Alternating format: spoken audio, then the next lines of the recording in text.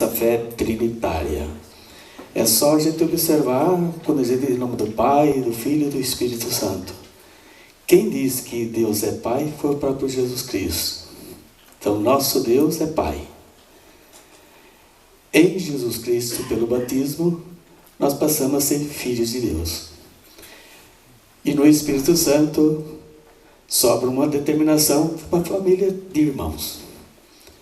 Então, nessa perspectiva, a comunidade dos cristãos tem que ser essa busca de vivência de irmãos uns dos outros, no sentido de construir, de fato, o reino de Deus presente na comunidade.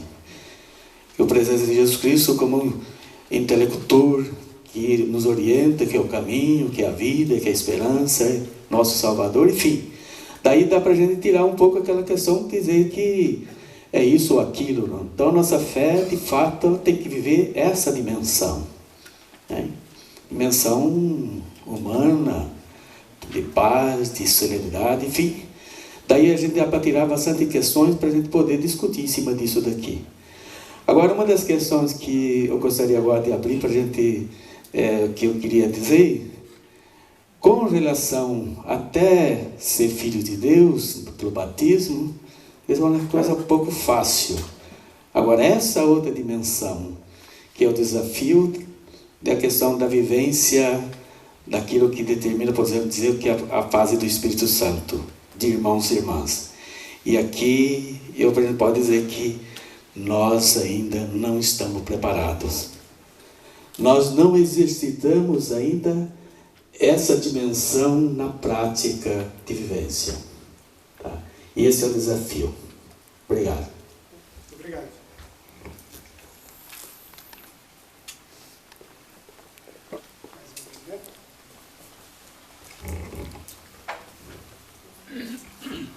Sou o bispo emérito de Foz de Iguaçu, portanto é possível que fale com uma mentalidade do Antigo Testamento. Mas estamos reunidos para debater o assunto renovação da paróquia, comunidade de comunidades. Eu sinto que nós corremos o risco de olhar para a paróquia territorial ou para a estrutura paroquial e a estrutura das comunidades. Quanto que acho que a coisa é muito mais profunda. Eu acho que uma verdadeira reforma, renovação, exige que nós façamos uma revisão do conceito que nós temos de igreja, do conceito que nós padres temos de nós e de nossa missão, e do conceito que os leigos têm de sua missão como cristãos batizados. O conceito que nós temos de igreja, muitas vezes, é um compêndio de doutrinas, de leis, de rubricas, não sei como mais. E esquecemos que é, na realidade, a lei contra a família de Deus unida a Cristo. Não é nenhuma novidade, mas é bom pensar nisso. Segundo lugar, nós padres corremos o risco de não nos sentirmos servidores, mas imperadores. Quero dizer o quê? Que tudo está sob nosso domínio. Isso aqui foi implantado, em certo sentido, depois de uma longa tradição que vem desde Constantino em diante, pelo Concílio de Trento. O Concílio de Trento, diante do risco da distribuição da Bíblia interpretada livremente, reagiu desta maneira, fundou seminários, formou os padres na filosofia e na teologia e confiou a eles o encargo de transmitir a mensagem de Deus, de maneira que o padre ficou o eixo da caminhada da igreja. Isso acho que foi uma coisa boa, porém pode ter um pouquinho alterado o conceito de nós padres sobre nossa missão. E teve um efeito colateral negativo, que foi colocar os leigos de braços cruzados. Por quê? Porque quem devia resolver tudo era o padre. Mas aos leigos um questionamento vale também. É bom saber que na igreja existem 3 grandes vocações. A vocação do ministro ordenado, a vocação da vida consagrada e a vocação ao laicato, que coloca os leigos em parceria com os da vida consagrada e com os ministros ordenados na caminhada da igreja. Agora, se nós, voltando para o tema paróquia renovada em comunidade de comunidades, é bom pensar que nós devemos partir da revisão destas estruturas mentais, porque senão nós não vamos caminhar. Nós vamos repetir esquemas um pouquinho melhorados, mas esquemas do passado. E me parece que isto merece muita atenção. Podemos continuar? Quero então agradecer essas participações. Só, Dom Laurindo, realmente vai aparecer daqui a pouco, talvez como o fechamento da reflexão.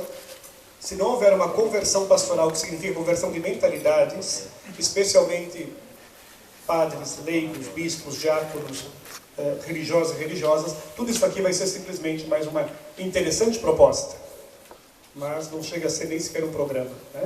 Então nós vamos e é muito mais complicado trabalhar com mentalidades, né? Mas vamos pelo menos mencioná-las. Eu só queria retomar da fala do Dom Pedro da África, dizendo que um grande risco é o secularismo na África. Dom João vai lembrar que quando nós estávamos debatendo na comissão, o Dom Sérgio Castiglione comentou que há tribos indígenas na Amazônia que já estão totalmente secularizadas. Ele diz assim, há tribos de índios na Amazônia que não tem mais vínculo religioso nenhum entre eles. Ele diz assim, eu lembro que ele falou que impressionante a força do secularismo na sociedade, em sociedades até tribais. Daqui a pouco vai aparecer um slide aqui que vai dizer assim, será que nossas comunidades, nossos padres, bispos, diáconos, religiosos, leigos, nós percebemos que vivemos sobre isso? Sobre esse mundo secularizado exageradamente? Ou será que nós dizemos, não, com algumas reformas, com alguns retoques, nós conseguimos vencer? Então, por isso que essa primeira, a porta de entrada para a nossa reflexão é sabermos onde estamos. Considerar essa realidade complexa, que às vezes a gente até já percebeu, mas talvez não se convenceu muito dela. Portanto, vamos adiante. Eu não sei onde que a gente estava. Aí mesmo. Sim, isso mesmo. Vamos adiante. Estávamos aí. Aí. Vamos adiante. Bom, o que é a nova evangelização?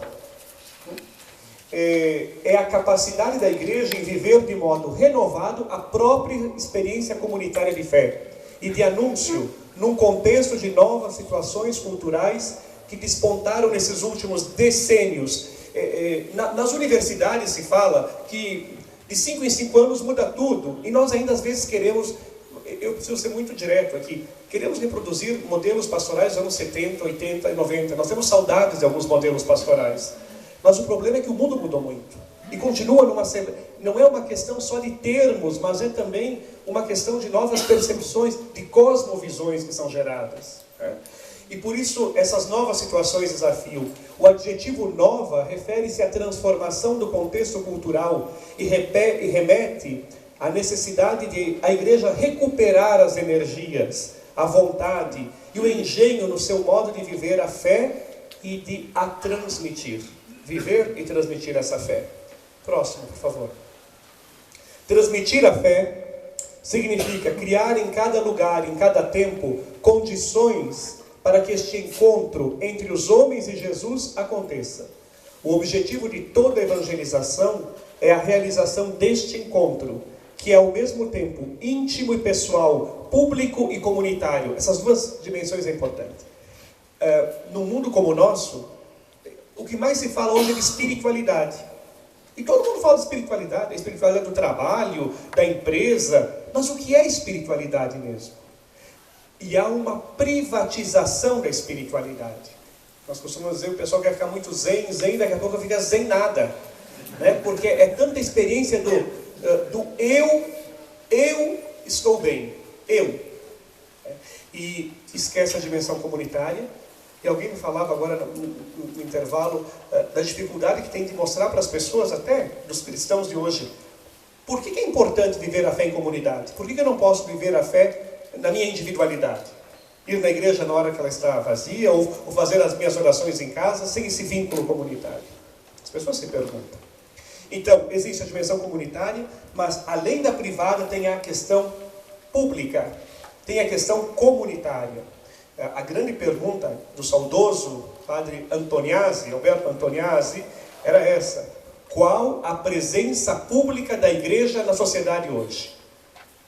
O que realmente, qual é a força que nós temos, quando eu digo força, não em termos de mostrar poder, mas de impactar uma sociedade, de fermentar como sal da terra, como luz do mundo e como fermento? Como nós conseguimos influenciar uma sociedade que exclui tanto, que esquece, onde os pobres não têm vez nem voz, e como que a igreja pode entrar nesses espaços e ser a garantia de uma outra forma de pensar a realidade? Então, favorecer o encontro com Jesus Cristo em comunidade de discípulos, eis a missão, encontro com Jesus Cristo. Acho que muita gente em nossas comunidades carece disso, esse encontro pessoal com Jesus. Mas para formar discípulos, e só discípulos serão então missionários. Isso tudo é meio óbvio, né? Mas o instrumento laboris do sínodo de 2012, eu recortei essa frase porque eu acho interessante. Muitas comunidades cristãs ainda não perceberam plenamente o alcance do desafio e a natureza da crise gerada por este ambiente cultural também no interior da igreja. A gente percebe as mudanças, mas às vezes não constata que dentro de nossas paróquias, de nossas comunidades, de movimentos, de seja o que for, do grupo que se está reunido, isso tudo tem repercussão. Isso não vai passando assim, de forma alheia. Há um impacto muito grande. Então, tomar consideração a isso tudo. É urgente uma nova atitude de igreja, uma mudança de mentalidade, como bem dizia Dom Laurindo, e de postura. E isso também exige um novo método de trabalho. Isso é do documento de Aparecida. Abandonando estruturas ultrapassadas que não servem mais à evangelização. E passando da pastoral de mera conservação para uma pastoral decididamente missionária. Essa estrutura não vai acontecer se não houver uma mudança de mentalidade. Uma mudança de postura em relação ao que nós entendemos como método de trabalho. Próximo, por favor. Então, revitalizar a paróquia. É importante dizer que há muita vitalidade em muitas experiências.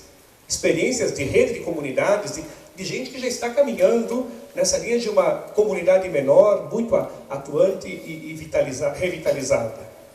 Para alguns, entretanto, a comunidade tornou-se, a paróquia principalmente, uma prestadora de serviços religiosos, onde eu contrato o batismo, o casamento, onde eu vivo a minha experiência religiosa, não a minha experiência de fé necessariamente.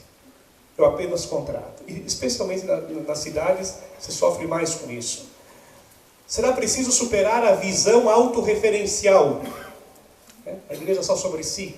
Mas ir ao encontro dos outros, aproximar-se daquilo que o Papa gosta muito de dizer, o Papa Francisco, as periferias existenciais.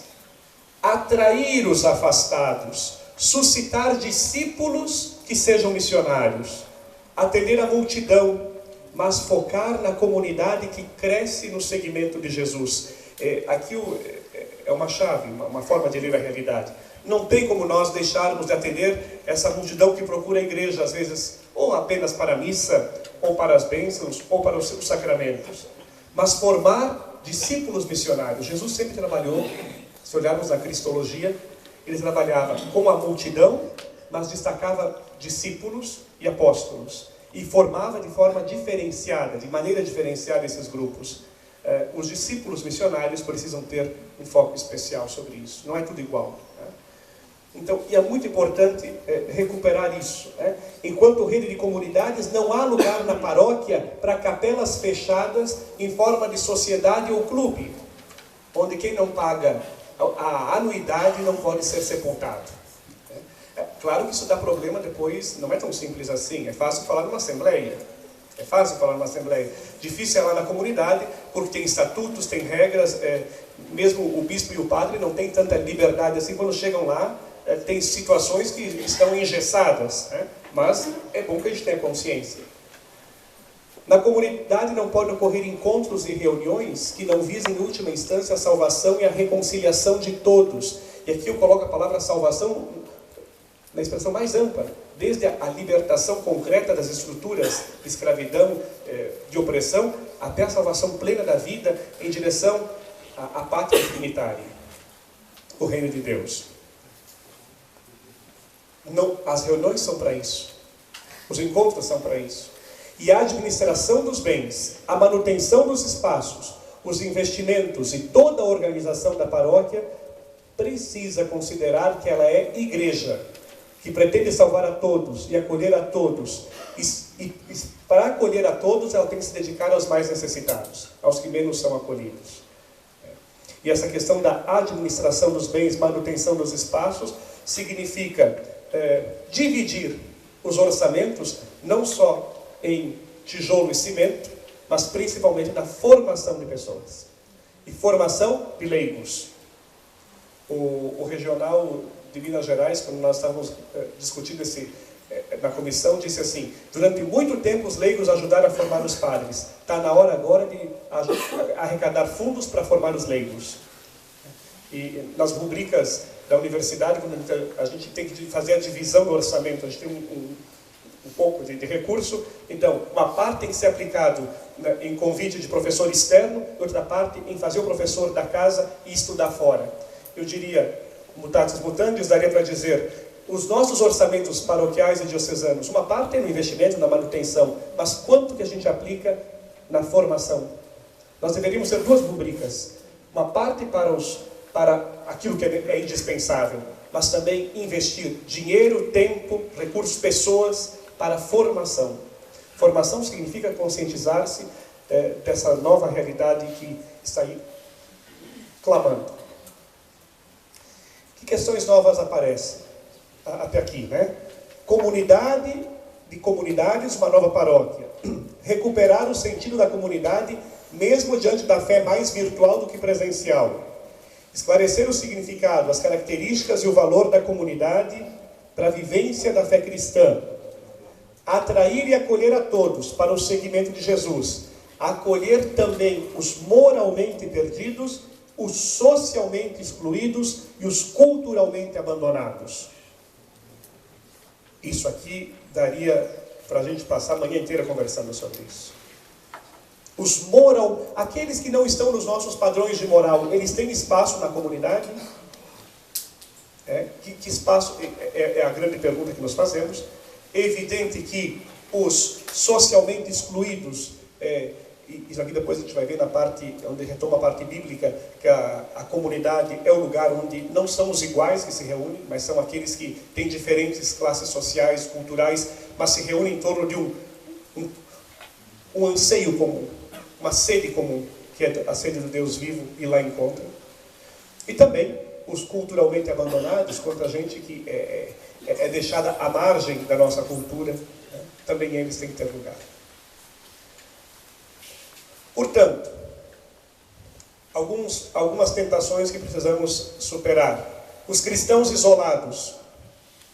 Atualmente é uma tendência de cristãos formarem grupos isolados, fechados em seus ideais, sem comungar com a diocese, sem dialogar com os problemas do mundo. Isso aqui, vários grupos, até grupos dentro de nossas comunidades, dentro da própria estrutura da igreja, há grupos fechados. Isso é um problema, porque se acham, o problema é que os outros não pensam como eu penso. É o soldadinho, o passo certo. E aqui aparece muito, multiplicam-se associações pequenas de interesses religiosos particulares, com muita força. São grupos de pessoas que pensam da mesma forma, têm a mesma condição social e cultural e não são abertos ao pluralismo de ideias e de pessoas. Dogmatizam uma forma de ser comunidade. E quem não é assim, ou não está com o Espírito Santo, ou não é ungido o suficiente, ou alguma coisa semelhante. Essa redução da experiência comunitária cristã compromete o conceito de igreja como povo de Deus, que é a união de todas as pessoas, das mais diferentes formas de pensar e viver, no único ato de culto e formando o corpo místico de Cristo. No fundo está em jogo também a visão da eclesiologia do Vaticano II. Primeiro, então vamos a algumas distinções.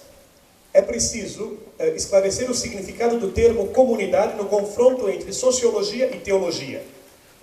A comunidade paroquial precisa ser distinguida de uma sociedade em torno do cemitério, como eu falei antes, ou de uma associação de fiéis, como se fosse um clube em torno da igreja. O direito canônico diz que a paróquia é uma determinada comunidade de fiéis. Eu coloquei em vermelho para acentuar isso. Comunidade de fiéis. O que caracteriza a paróquia é isso. Constituída estavelmente na igreja particular e seu cuidado é confiado ao pároco, sob a autoridade do bispo. Desse slide ficamos. A paróquia é comunidade de fiéis. Então nós precisamos, retomando a Dom Laurindo, tirar aquela mentalidade de apenas território.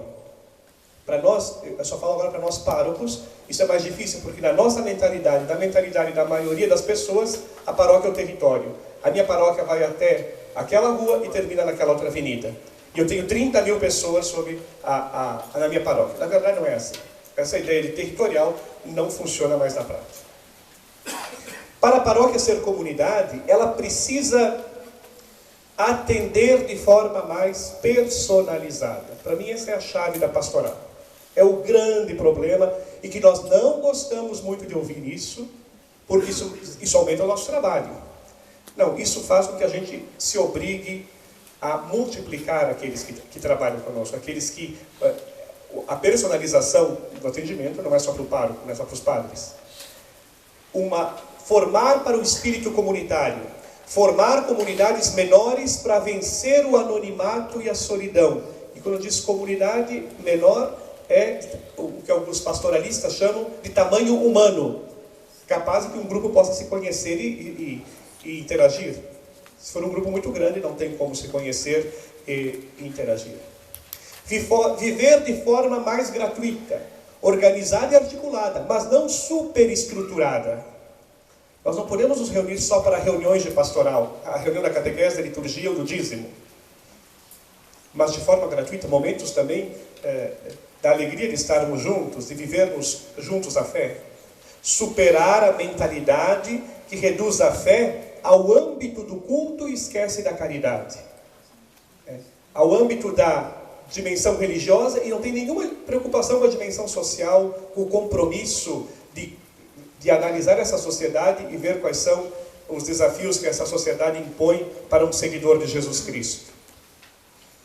Renovar a iniciação cristã vencendo a ideia de catequese como instrução. Algumas comunidades estão muito mais avançadas nisso. Nós temos muita gente ainda que faz a sabatina. Antes da primeira comunhão, sabe que é a sabatina, né? No sábado de manhã fazem as perguntas. Foi numa das assessorias, alguém me disse que um padre, na véspera, no sábado anterior ao domingo da primeira comunhão, eles chamam de primeira comunhão, ele faz uma sabatina. 10 perguntas. Se a criança errar 4, ela fica para o ano que vem. Ela repete. Diz que na sexta-feira à noite não dorme a catequista, a criança e a mãe da criança.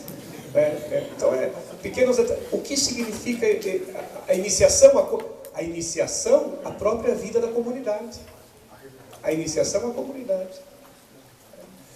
Mas, ser presença pública da igreja na sociedade e não reduzir a vida cristã à recepção de sacramentos sem a devida formação para viver a graça em comunidade.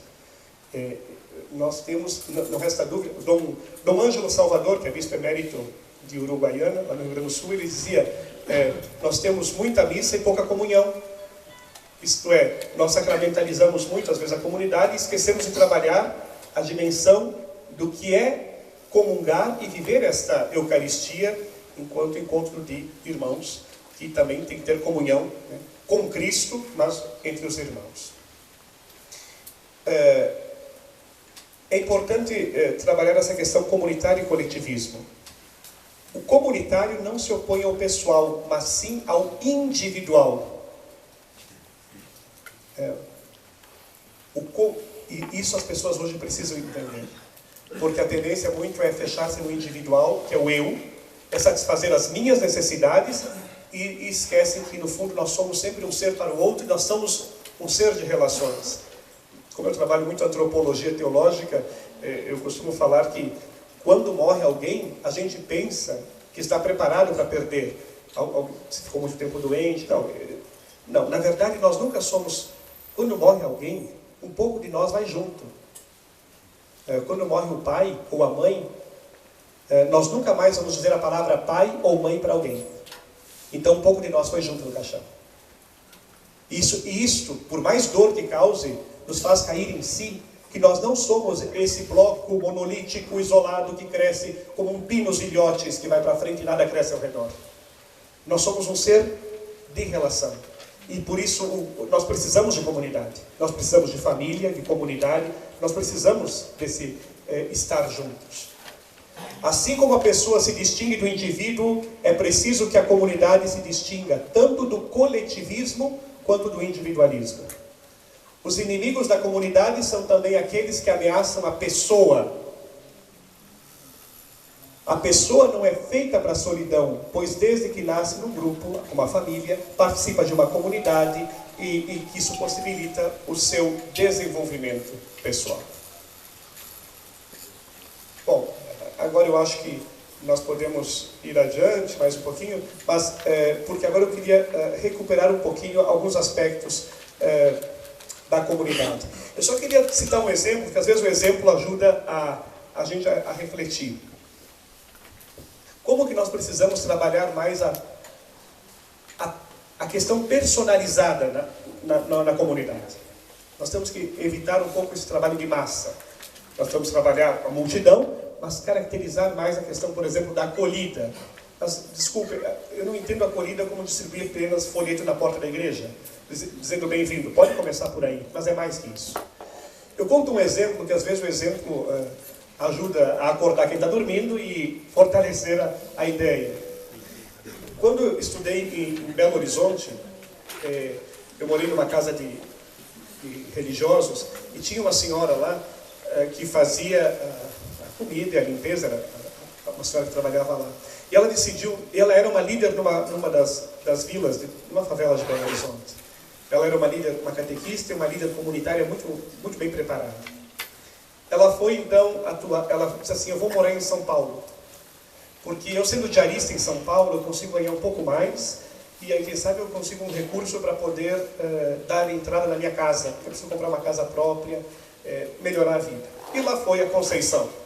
Conceição foi morar em São Paulo, 6 meses depois a Conceição vai nos visitar em BH e diz, está ótimo, está tudo ótimo, emprego bom, eu trabalho para um casal que tem gêmeos, eu trabalho de segunda a sábado, durmo no emprego, mas olha, o dinheiro está muito bom, eu não preciso gastar com nada, já consegui fazer uma poupança, a minha casinha começa a ser pensada, porque já tem recurso para depositar todo mês, e está tudo muito bom, mas tem uma coisa que vocês não vão gostar. Eu virei evangélica. Não, Conceição, você não. Conceição, pelo amor de Deus. Não, mas deixa eu explicar, ela disse. Nos domingos, quando eu tinha folga, eu disse, bom, eu tenho que sair, né? Onde é que eu vou? Eu vou procurar uma igreja. Lá eu vou me encontrar. E eu ia no centro, naquelas igrejas grandes, bonitas, e eu assistia a missa. Eu não participava, eu assistia. Porque eu entrava e saía e passava o domingo inteiro sem eu falar com ninguém. E ninguém olhava para mim, e ninguém perguntava de onde eu vinha. Ela passou uns 2, 3 domingos, ela disse, mas eu não posso ficar desse jeito. Eu vou para uma comunidade de periferia. Vai ver que é porque é muito igreja de centro, eles se conhecem, eu vou para uma periferia. Foi para a periferia, assim, mesma coisa. Eles iam entrar, tudo, mas a equipe de liturgia estava muito preocupada em distribuir as leituras. A de canto estava ensaiando os cantos. E a comunidade para lá e para cá, mas ninguém perguntou quem eu era, de onde eu vinha, meu nome. E eu precisava conversar, eu precisava de rezar, mas me encontrar com gente que eu me considerava irmão. Um dia fui fazer compra para a patroa, passei na frente de uma dessas igrejas